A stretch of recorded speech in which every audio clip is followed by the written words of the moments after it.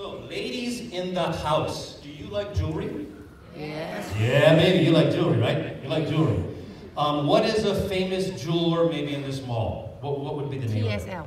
Who is it? Who? Name it. Tiffany's. Okay, I've never shopped at Tiffany's. I'm more like a Kmart kind of guy, but Tiffany's must be nice. Okay, when you go to a Tiffany's storefront, do they have a tiny little window that you gotta go? Or is it beautiful glass? I mean, why do they do that? Oh, to get your attention. And ladies, when you're looking at that little thing going spinning around, the jewelry's just sparkling, isn't it? And you're like going.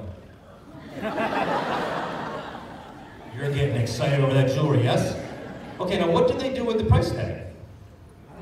They flip it over. Yeah? Okay, now they're starting to get your attention, right? Because when you walk by and you go, oh my God. Ooh. What do you got to do to find out how much that is? And the second you get 1 foot from that piece of jewelry, what happens? This guy magically comes out of nowhere. He's right there. I mean, it's like, he's there. Now, you haven't even flipped it over yet, right? You're just about to, and he's there. Now, if he's an amateur, a total amateur, he will say, that's $3,980. If he's an amateur. Because what did he do? First he got your attention, then he got you interested because you want to know how much, but he skipped to action. He failed to build desire. Here's how you build desire. So, I need a lady in the room that loves jewelry. Okay? Your name is? Anya. Anya. I'm going to sell you this piece of jewelry. You're never going to know it. Okay? I'm going to sell you this piece of jewelry. And it is $3,980. I'm going to say, Anya, this ring right here.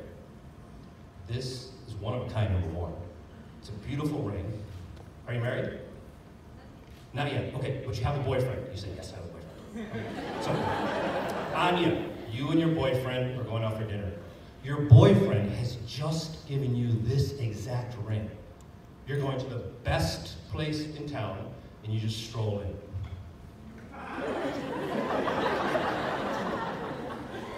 With this ring on. You stroll in with this ring on. Every woman in the restaurant goes, oh my God, honey, did you see that ring? Hey, wake up, get out of your soup. Did you see that ring? Everybody in the room is looking at you. You have the best dinner in your life with your boyfriend. The ring is gorgeous. It's beautiful. You have the best date of your life. You feel like $1,000,000. Now, before we even talk about how you're going to pay for this, what do you feel? Yeah, and he asks you your emotion.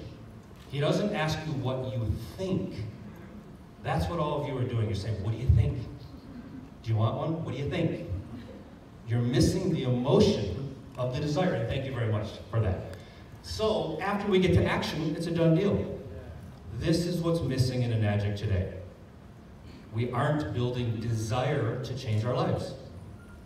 We are saying, hi, I got a great product. Want to see my demo? Do you have any questions? People have tons of questions. You go back and forth, maybe you send them some information, but you skip right to, what do you think? Would you like one?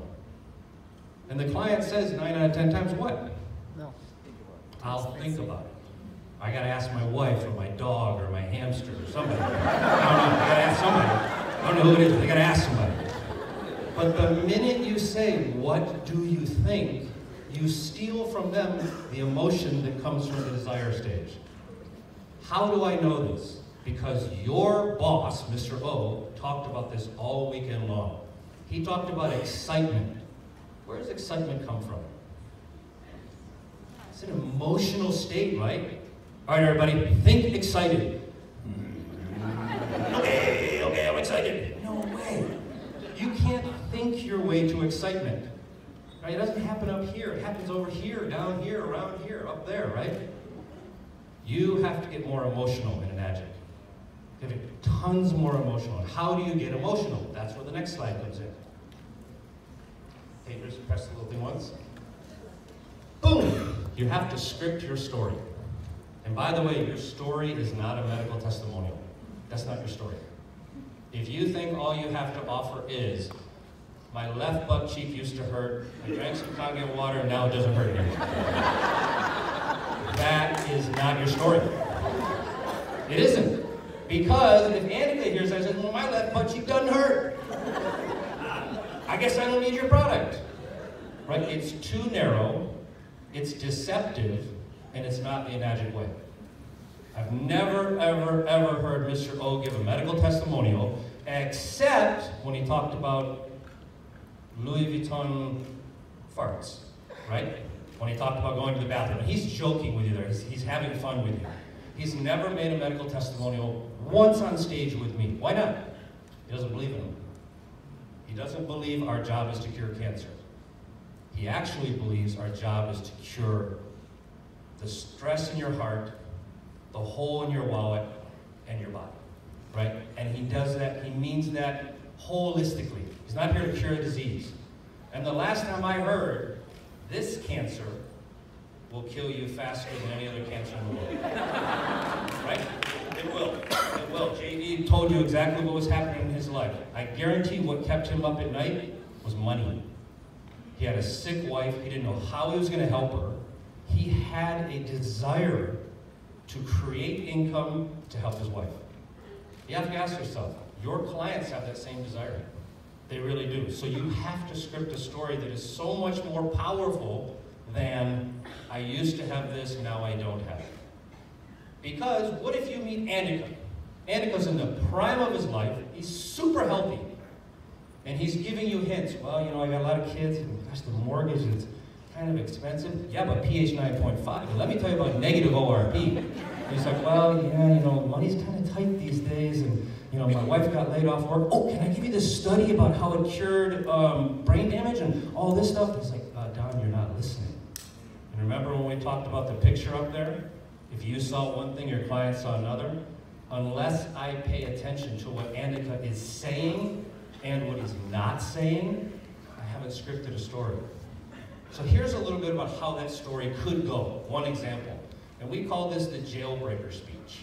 Some of you may have heard it. You ever seen this on Facebook? We post it all the time. Here's how it happens. I meet Annika at a convention. We're networkers convention.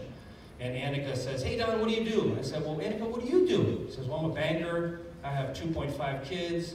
I like to raise unicorns. Right? He tells, what do people always say? Tell you what they do. They tell you how many kids they have or their family and a hobby. What do you get out of that? Nada. You don't get much. And then Annika in response says, well, Don, what do you do? Nice that you asked, Annika, thank you. I'm a jailbreaker. Annika goes, I don't know if I'm supposed to ask this, but what does a jailbreaker do? Funny that you should ask, Annika.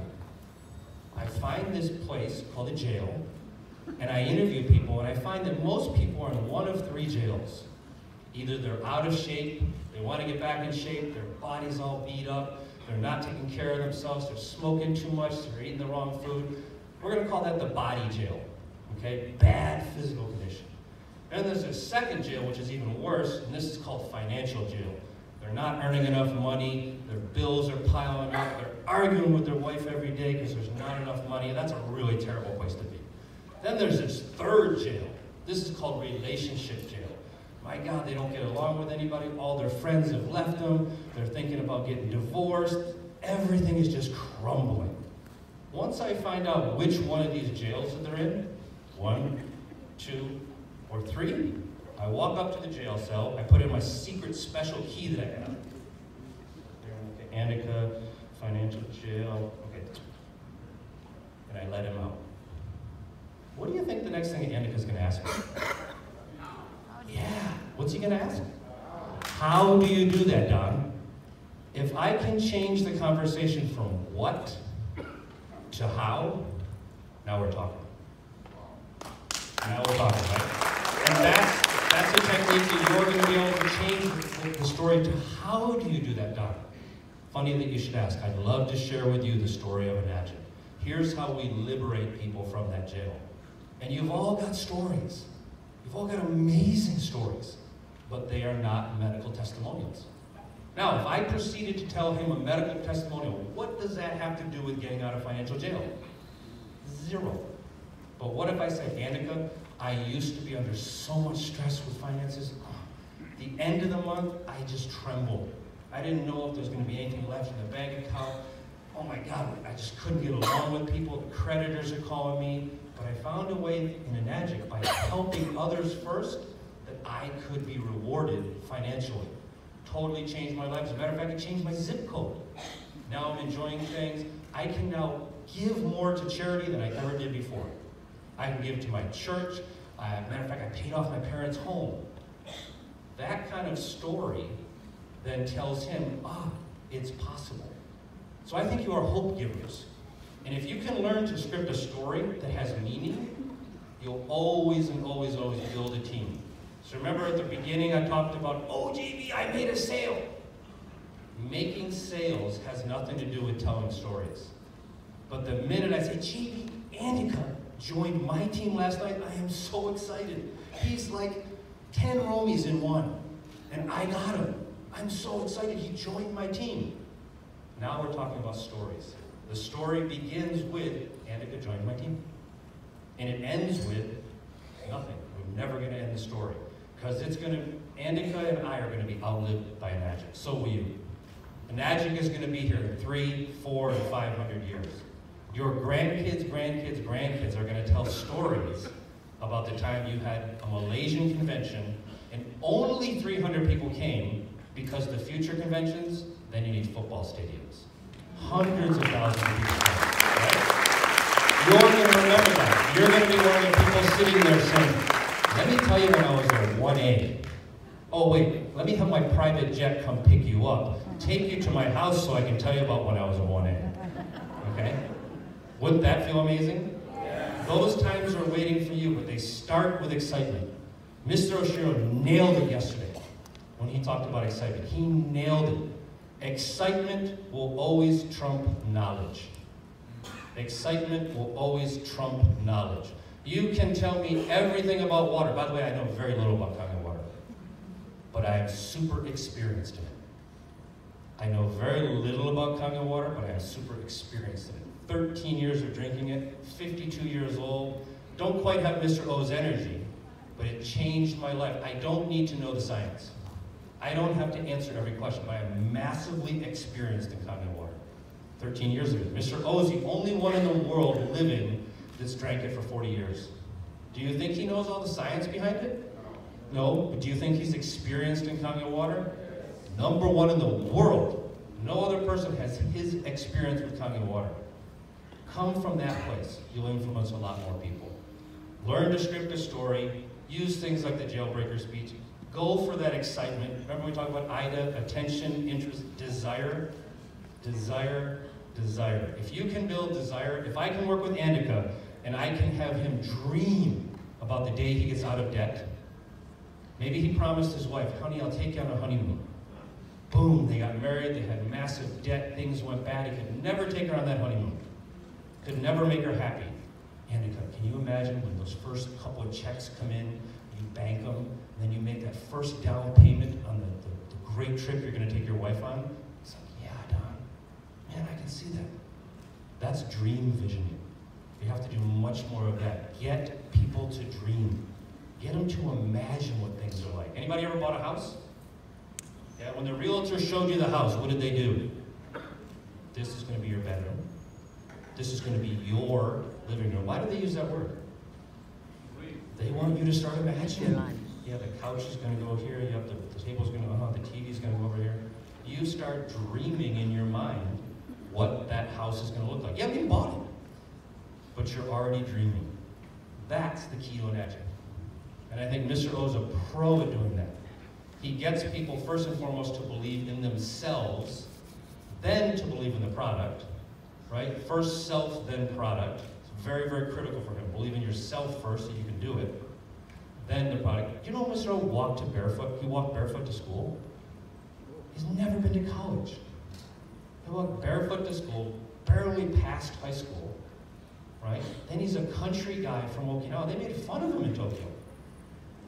They made fun of him. His accent was different. Oh, you're from Okinawa. God, you're not anybody.